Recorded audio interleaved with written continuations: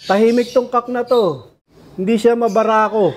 Siguro nga sa pagkaibon niya mga kalapatids kasi pares puro inbreak na yun.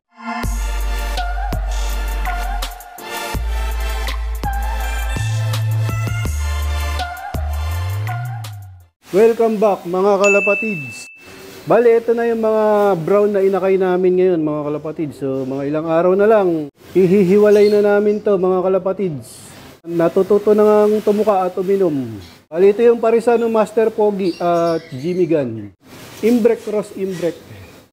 Tapos ito pa. Ito yung possible na mag-hen mga kalapatids.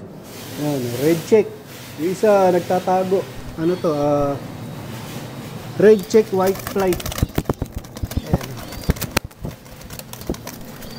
Tapos ito na yung hiniwalay namin mga kalapatids. Baka yung tatay, ano na yan, ihiwalay ko na rin kasi nakikita ko nang tumutuka at umiinom na tong inakay. Tapos ito, naglilimlim na yung, itong co-breeding na mag-nestmate mga kalapatids. Yan, malaki na rin yung mga inakay nila mga kalapatids. Tapos, ito yung bago kong pinagpares dito o susubukan mga kalapatids. Bali itong barako o itong kak, pares imbrek ang magulang nito. Yan nga, medyo meron siyang prill o puyo sa dibdib, sa may leeg. Ayan. Tapos itong hen mga kalapatids, ito nga yung anak ni Superfly. Ito nga yung kamukhang kamuka ni Superfly mga kalapatids. Ito yung pinakamalapit na itsura sa mga anak niya. Ano to, stock bird ko tong hen na to mga kalapatids. Tapos sinubukan ko ngayon dito sa imbrek. Kaya nga pinagpares ko to mga kalapatids. Sinusubukan ko itong kak. Doon nga sa stock kak ko mga kalapatids, o doon sa mga stock na barako. Tahimik tong kak na to. Hindi siya mabarako. So, siguro dahil nga sa pares imbrek o mataas na yung pagka-imbrek niya mga kalapatids. Napansin ko hindi siya yung mayabang. Hindi katulad ng ibang kak doon mga kalapatids. Barako ng barako. Kahit panaog sa perch, ito hindi, parang nasa sulok lang. Pero hindi naman siya mahina o hindi naman siya may sakit. Siguro nga sa pagkaibon niya mga kalapatids kasi pares puro inbreak na yung yung mga ninuno niya, yung magulang niya, yung pinanggalingan niya. So kaya gusto ko siya subukan sa breeding. Kaya lang, inaaway niya tong kapares niya mga kalapatids. Ayan laging nasa taas. Siguro mga pangatlong araw nang nakapares to mga kalapatids, hindi pa rin sila magkasundo. Samantalang itong hen na to, ito yung pinaka mabilis kong pumares na hen. Kaya lang hindi type nito. Siguro nga dahil mataas na yung dugo niya sa bloodline nila na imbrek. Kasi nga mula lolo at lola o ninuno nito, imbrek mga kalapatids. Sana magkasundo sila para makita ko kung paano siya mag-alaga ng inakay o sisiw. Kapag magaling siyang bumuhay ng anak niya mga kalapatids, ilalagay ko nga siya sa colony. Ibibreed ko siya sa south. Bali tetestingin natin kung maganda yung ilalabas niyang inakay, kung healthy o hindi. Tapos itong si Bulak at si Whirlwind mga kalapatids, kasalukuyang naglilimlim na.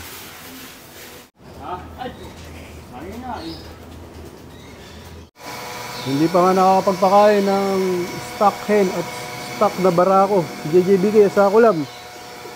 Nililinis niya to. Itong dungawan kasi nga puno na ng droppings o ng ebak nila mga kalapatids. Kailangan na linisin. Iniiwasan namin mabasa ng ulan. Mangangamoy yan pagka nabasa ng ulan. Magiging ammonia. Baka matamaan sa respiratory itong ibon namin. Huwag naman sana. Kaya inaagapan namin ng paglilinis dito mga kalapatids. Hindi namin hinahayaan na kumapal yung droppings ng mga ibon namin dito at mabasa ng ulan. Ito yung aking mga young bird mga kalapatids o yung aming South Warrior. Time check 8:41. Medyo nagpapatanghali kami mga kalapatids para nga maarawan sila. Medyo masanay sila sa init ng araw sa pagronda mga kalapatids. Ito nga yung namamaris na yung lagi naming hinihiwalay. Mukhang magaling siyang breeder Mukhang pang breeder to Ayan, bubuksan ko na yung kanilang release door para makaronda na yung aming mga kalapate. Ayan, labasan na sila.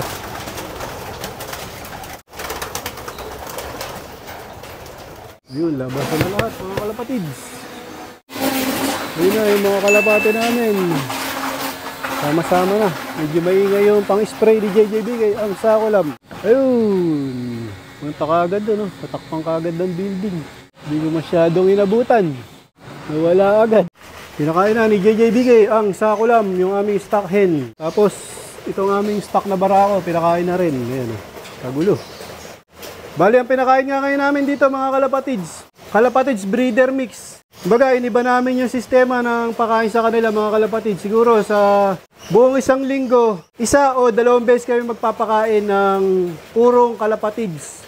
Breeder mix ni Boss Ronald Gonzales para nga matuwa yung mga ibon namin. Hindi laging 50% palay, 50% kalapatids. Kumbaga, kakain din sila ng masarap. Isang beses o dalawang beses sa isang linggo. Bali, may bumalik agad na 5 mga kalapatids. Time check, 9 o'clock. Yung mga kasama nila, wala pa. Sila lang yung bumalik agad. Ewan ko kung bakit.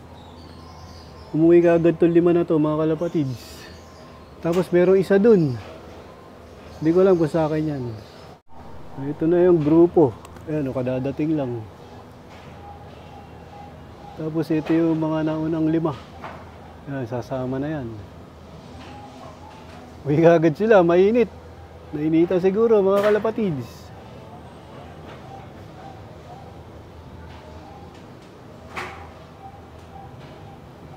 Ayan na. Uwian ka agad.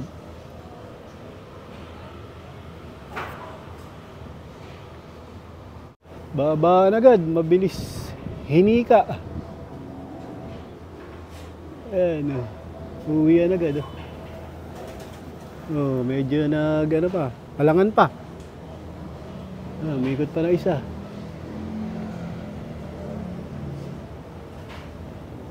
Aba, may isa pa Wala, pero pababa na yan. Natatakot na lang yan, kaya ganyan.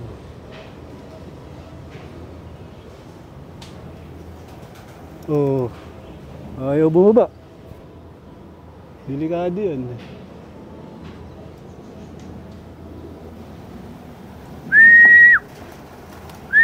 Ayan, babaan na.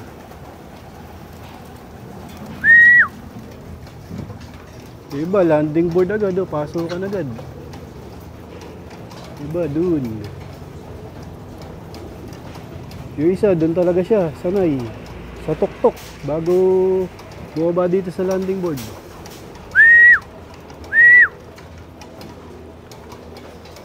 Pasukan agad yung iba. Diba, may patumpik-tumpik pa, nagtututuka pa dito.